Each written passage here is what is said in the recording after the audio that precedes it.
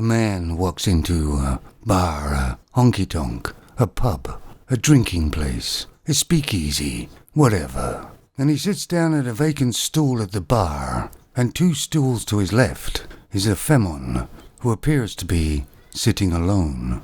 And he asks the male bartender, "What beers do you have here to drink?" "Well, we got a ton of Bud Light. It's less than half price." "No thanks." "What about free?" "No thanks. Nobody drinks that stuff anymore. It's dead." "You got any Peroni?" "What? I'll have a look."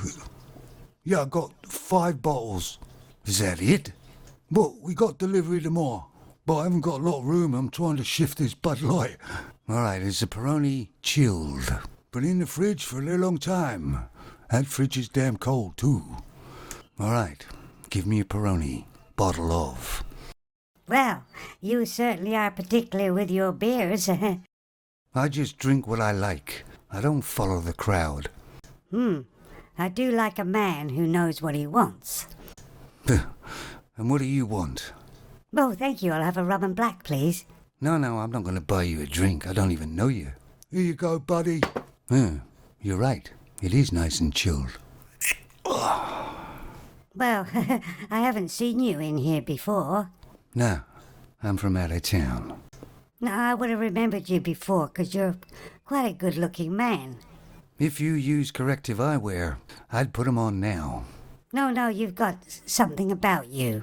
You're quite manly. Listen, if this is the shut-up line, I work hard on a regular job. Not great pay, but it's regular. I don't own much, but what I do own is mine, and I intend on keeping it. It's not a chat-up line. I don't need to chat men up. They chat me up. Oh, yeah? When was that? 1958? Well, you're quite insulting, aren't you? I kind of like that, though. But maybe, we should try, maybe, to have one date. Yeah. How old are you? 34. No, you're not. And all that makeup doesn't fool me. You're close to 40, or over.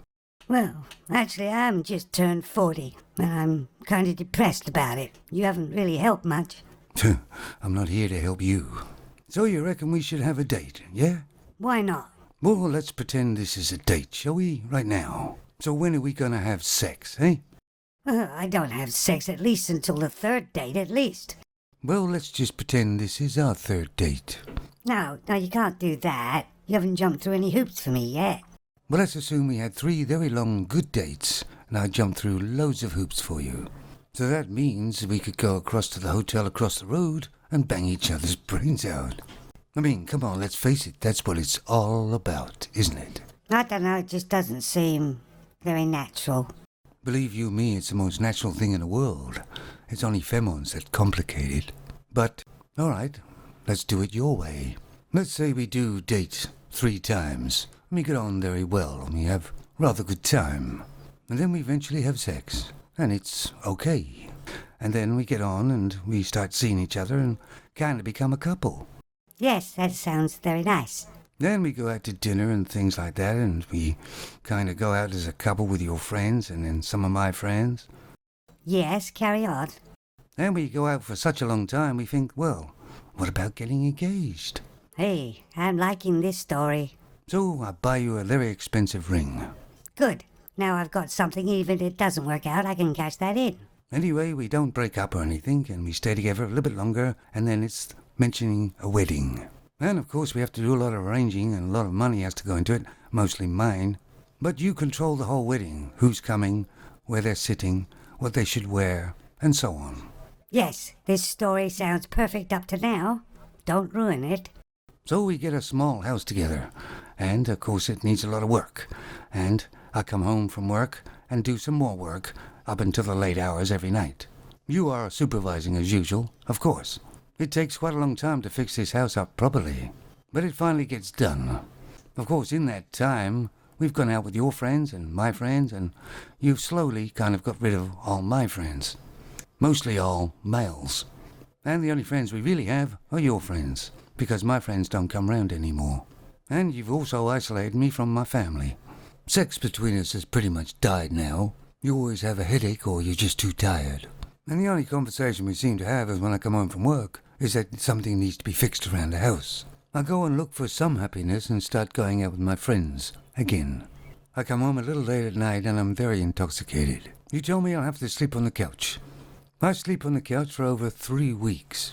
You hardly say a word to me in that 3 weeks. Then I get a letter in the mail saying that you have started divorce proceedings because of irreconcilable differences. I no longer can stay in the house. You can stay in the house, but I have to go somewhere else, like a motel or something, until the divorce is finalized. It takes a long time to go through divorce proceedings. Then all of a sudden a guy from 3 doors down starts visiting you quite often. But he's just a friend, a support for you. Of course, we finally go to the divorce courts where you want over half of the house. The house you hardly put anything into in the first place. But of course, the way the laws are on the divorce courts, they favor you. Because apparently I'm a abusive, controlling husband. And you tell them that you felt threatened by me many times. I kindly resigned myself to my fate and accept it all. I just want the nightmare to be over. And a few months later, I just happened to drive down the road our house was in. I thought I'd just take a look at the house I worked on every night for about 3 years. Then, funny enough, the guy from 3 doors up, his car was parked in the driveway. It used to be my house. So I decided to myself not to drive by that road ever again.